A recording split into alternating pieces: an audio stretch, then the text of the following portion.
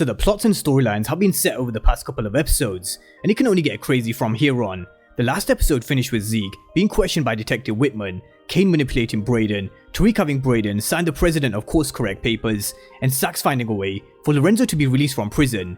So we're going to be diving deep on all things the Tejadas, Davis, Maclean and Saxe working on Lorenzo's release, how everybody will come together to protect Zeke's basketball career, and Kane and Braden continue to work together to pull licks, and Gianni, who plays Braden, has teased that Kane and Braden are definitely going to get into some shit this episode. So we're going to be running through some of the promo images for episode 4 in this preview and predictions video, and break down what we're seeing with all of our characters and storylines, and whether Simon Stern really has the power to make Detective Whitman go away.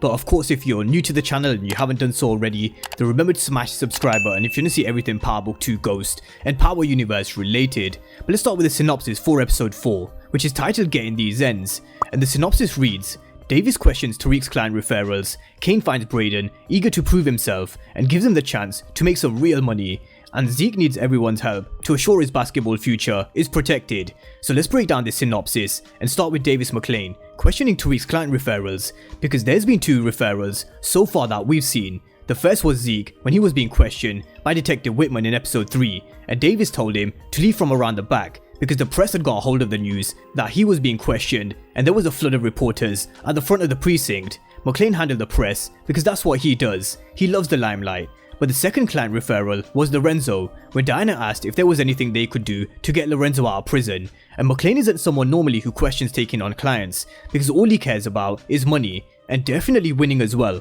because he still has an unbeaten record, which I'm sure means a lot to him. This image in the background of Maclean's office just epitomizes who he is. He's a champion. But I do expect him and Saxe to get working on Lorenzo's release, because they all know Walter Griffith's case will all be looked at again because he was caught tampering with evidence. Now I don't think we'll see Lorenzo being released in this episode, but it would be a good way to end episode 5 as we move into the mid-season break, and just to build up the hype for the final half of the season. So I think him being released in episode 5 makes sense. But in one of the promo images, we see Lorenzo in the conjugal visiting room, and in episode 3, Monet sent Diana to see Lorenzo because clearly her mind was elsewhere, which was of course with Dante in her little fantasy world where he showed her something she's never seen before. So I'm wondering whether we'll see the same again in episode 4 with her standing up Lorenzo because she's too preoccupied with not just Mecca, but also the pressure of protecting Zeke's basketball career and protecting her kids. So we're going to see her meeting Davis Maclean by the looks of these 2 images, and I wonder whether this is where Maclean asked for $1 million to represent Zeke, because that's what he's probably charging to be the Tejada's lawyer. Now we know he charged Tariq $500k for the Tasha St. Patrick case, but Zeke is entering the NBA draft, and this is going to bring a lot of attention, and Davis is now the biggest defense attorney in New York, and he'll be smelling the money when it comes to the Tejadas. So we're going to see the whole Tejada family coming together to help Zeke and make sure his future is protected. There's an image of Kane bringing in cash, Diana bringing in hers, Dru bringing in his, so everybody is going to do their bit, including Tariq. We're going to see Tariq approaching Maclean and Saxe and telling him that the police are trying to pin the murder on Zeke. But which murder? Jabari or Ramirez? Or maybe both? Because we're going to see Detective Whitman and his team find Ramirez's body. And one thing which can't be overlooked from episode 3 was the fact that Rashad Tate's brother Kamal has now been promoted. They were all celebrating his promotion, and he's someone who's going to be brought in on the investigation at Stansfield, so he'll have a new front row seat with his brother's escapades. But he's also going to find his own career is going to be on the line at some point too. So let's just watch out for Kamal Tate and his role in this whole murder investigation, as well as Simon Stern. We saw Simon Stern briefly in episode 1 when he forced Rashad Tate to take the role as the new canonical studies professor, which was left open because of Jabari's death. He gave him a bit of an incentive with the Western studying at Stansfield, and of course, Carrie being the other professor for the course, and we're going to see him trying to get with Carrie, that's for sure. But in the trailer, we saw Simon Stern telling Detective Whitman that nobody says no to him, and he wants this whole murder investigation to go away. But it does seem like Rashad Tate and Carrie will be involved in this conversation as well, by the looks of this promo image. Now, I made this video earlier on in the week on the power that Simon Stern has, because he was someone who had constant battles with Ghost, yet the only thing Ghost could do was hurt his ego, take half of his net worth after some help from his ex-wife, Madeline, but we still saw him come back because he has ample amounts of money, power and influence, and he has a lot of power around Stansfield, just like the Westerns have. For those of you who don't remember, Simon Stern actually built the library at Stansfield, which he told Tasha in their conversation in season 6, episode 10, and the Westerns built the auditorium, but we are really gonna see exactly how much power he has in this situation, and if he really does have the power to make someone like Detective Whitman to back off. But these aren't the only characters who are going to be helping Zeke's cause. As I touched on earlier, Kane will definitely be showing he's family first in this situation, and he's definitely going to play his part. He's also going to give Brayden the chance to make some real money, so we're going to see them teaming up and pulling licks, which will get them into a lot of trouble. And I really wouldn't be surprised if this is the episode we see the jewelry heist, because Brayden's wearing the same jacket in this episode 4 promo image as he was in the heist. Because as Monet said, they need to raise $1 million, and Brayden seems to be down for whatever, whenever, and Brayden doesn't seem to be scared. He wants to prove himself to Kane that he's his own man who makes his own decisions, and he's more than just someone who takes orders from Tariq, because that's what Kane is feeding into Brayden's mind, that he's someone who only takes orders from his boss, Tariq.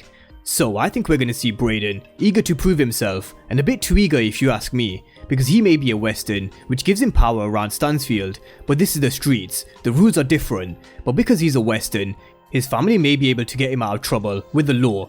But I do think along with Brayden being tested by Kane, I think his relationship with Tariq will start to be tested because of Kane's manipulation. Tariq may be giving him more responsibility within their drug organization, but Tariq's still calling all the shots, and he definitely doesn't treat Brayden like an equal, even though Brayden has been making a lot of the moves to keep themselves invisible with what he had installed on the rooftop. So has Tariq been giving Brayden the credit that he deserves, and is this why we could see them having some issues, and this could play right into Kane's hands? And at some point in the future, I do expect Tariq and Brayden to fight and fall out, because this is what Ghost had to go through with Tommy a number of times, and Tariq is definitely facing similar issues that his father did. So this is something I expect to see, and they're definitely putting the wheels in motion with Kane's manipulation. But away from Tariq's relationship with Brayden, his relationship seems like it'll continue with Lauren by the looks of these images. But as usual, you can bet Tariq will get a phone call or two, something which will distract him from Lauren, as he always does. But moving on to Mecca and Kane, this is a relationship I do expect to see grow, as Mecca continues to mentor Kane, as well as manipulate him. Now Kane doesn't know what Mecca's motives are yet, and neither do we as the audience, because there are still some secrets we don't know about him, apart from his past history with Monet, who he saw for the first time in 24 years. Now will Dru and Diana wise up to what Monet's been up to, and who she's been with when she disappears? And I do think sooner rather than later, it's going to cause a huge divide and split in the family, because they know Monet's been slipping, and her decision making has been more than questionable. So that's just a quick preview and predictions with a synopsis for episode 4 and some of the episode 4 images, and I do think episode 4 could be where we see Monet dropping her first body of the season as well, something we saw in the season trailer. Now I don't think she'd be killing the girl who leaked the video of Zeke being taken by Detective Whitman, because she wouldn't kill a student at Stansfield, because it would bring way too much heat on Zeke again. So who knows, it's just something to look out for in episode 4. But let me know your thoughts down below in the comment section on all things episode 4. And of course, if you're new to the channel and you haven't done so already, then remember to smash the subscribe button if you want to see everything Power Book 2 Ghost and Power Universe related. But as always, thank you guys for watching, and I'll see you next time.